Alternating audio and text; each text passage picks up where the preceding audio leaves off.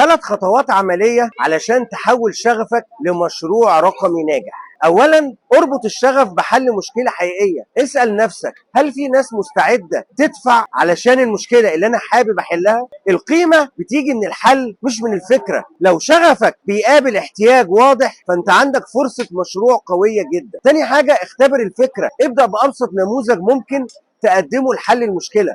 مش لازم يكون مثالي، مش لازم يكون شغال، بس قابل للقياس وقابل للتطوير. انزل بيه السوق واسمع وراقب وحسن. ثالث حاجة، استخدم أدوات التكنولوجيا بذكاء. الذكاء الاصطناعي، التسويق الرقمي، تحليل البيانات، الأوتوميشن، كل الحاجات دي أصبحت مش رفاهية، دي أدوات هتوفر لك وقت ومجهود وتكلفة. تابع سلوك جمهورك، اختبر حملاتك وطور قراراتك بناء على بيانات حقيقية. الخلاصة، شغفك هو البداية، بس التنفيذ الذكي هو اللي بيصنع مشروع حقيقي. ابدأ صح بخطوات مدروسة، واكتب لي في الكومنتات ايه أول خطوة ناوي تبدأ بيها.